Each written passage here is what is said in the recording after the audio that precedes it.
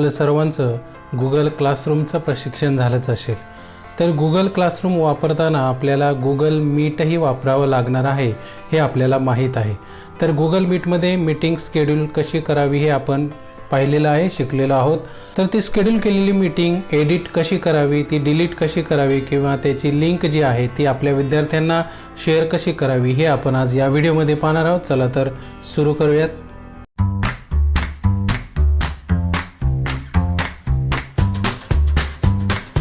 यासाठी आपल्याला Google meet या ॲपमध्ये एक मीटिंग शेड्यूल करावी लागेल। सर्वप्रथम आपल्याला गुगल मीट या ॲपवर क्लिक करून तो ॲप जो आहे तो ओपन करावा लागेल। तो ओपन झाल्यानंतर आपल्याला इथे जे दोन ऑप्शन दिसत आहेत त्यापैकी न्यू मीटिंग या ऑप्शनवरती आपण क्लिक करायचं आहे।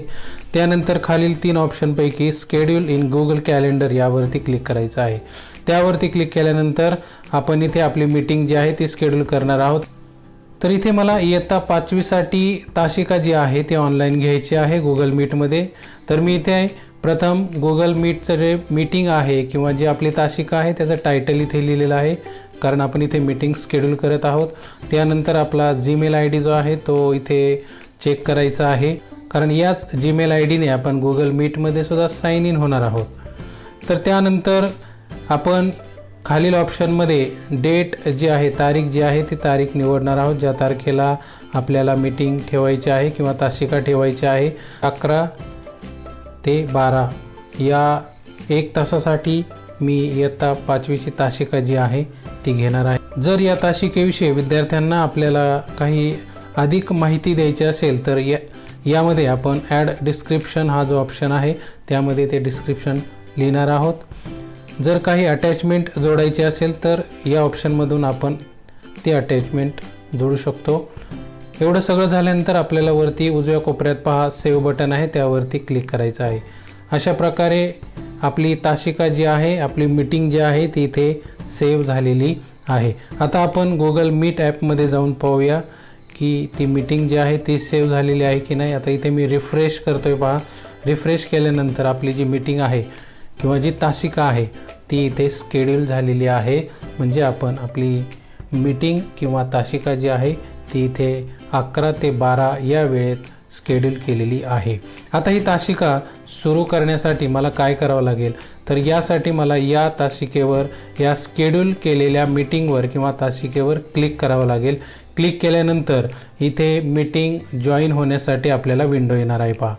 तर अशा प्रकारे मीटिंग विंडो जो आहे तो ओपन होणार आहे। इथे आपण स्वतः जे होस्ट आहेत, जे शिक्षक आहेत त्यांनी इथे अगोदर जॉईन व्हायचं आहे आणि जॉईन झाल्यानंतर इतर विद्यार्थ्यांना आपण जॉईन करून घेणार आहोत, ॲडमिट करणार आहोत।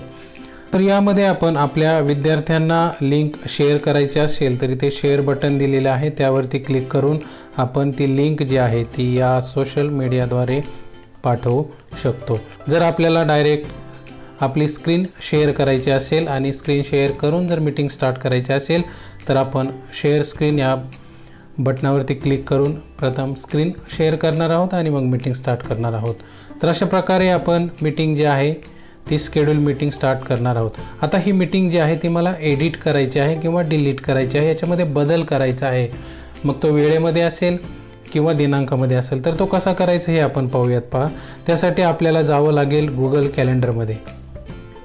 तर आपण गुगल कॅलेंडर ओपन करायचं आहे। गुगल कॅलेंडर ओपन केल्यानंतर 20 तारखेला पहा आपली मीटिंग किंवा तासिका जी आहे ती आपण शेड्यूल केलेली दिसेल, त्यावरती आपल्याला क्लिक करायचं आहे। त्यावरती क्लिक केल्यानंतर आपण शेड्यूल केलेली मीटिंग किंवा तासिका आपल्याला इथे दिसणार आहे। इथूनही आपण मीटिंगची लिंक जी आहे ती आपल्या विद्यार्थ्यांना पाठवू शकतो।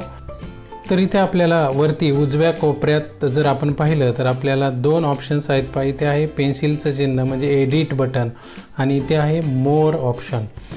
तर ही शेड्यूल केलेली मीटिंग जी आहे त्या मीटिंगच्या वेळेमध्ये किंवा दिनांकामध्ये आपल्याला जर बदल करायचा असेल तर आपल्याला इथे एडिट बटन दिलेलं आहे, त्या एडिट बटनावर आपण एडिट बटनावर क्लिक केल्यानंतर आपल्याला पुन्हा ते ऑप्शन्स जे आहेत ते एडिट करण्यासाठी इथे दिसणार आहेत।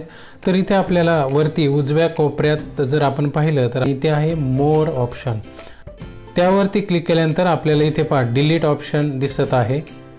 त्या डिलीट ऑप्शनवरती क्लिक करून ही मीटिंग जी आहे ती आपण डिलीट करणार आहोत। तर अशा प्रकारे गुगल कॅलेंडरमध्ये शेड्यूल केलेली मीटिंग जी आहे ती डिलीट झालेली आहे। त्याचप्रमाणे गुगल मीटमध्येही ती मीटिंग डिलीट झालेली ते दिसणार आहे. मग पहा मी ते रिफ्रेश करतोय. रिफ्रेश करूनही ती मीटिंग दिसत नाही, म्हणजेच ती मीटिंग जी आहे ती डिलीट झालेली आहे. अशा प्रकारे शेड्यूल केलेली मीटिंग जी आहे ती मीटिंग आपण गुगल कॅलेंडरमधून एडिट करू शकतो. त्याचप्रमाणे गुगल कॅलेंडरमधून त्याची लिंकही आपण आपल्या विद्यार्थ्यांना पाठवू शकतो आणि गुगल कॅलेंडरमधूनच आपण गुगल मीटमधील शेड्यूल केलेल्या मीटिंगची लिंक जी आहे ती डिलीट करू शकतो. जर आपल्याला हा व्हिडिओ आवडला असेल तर नक्की कमेंट करा, लाईक आणि शेअर करायला मात्र विसरू नका. धन्यवाद.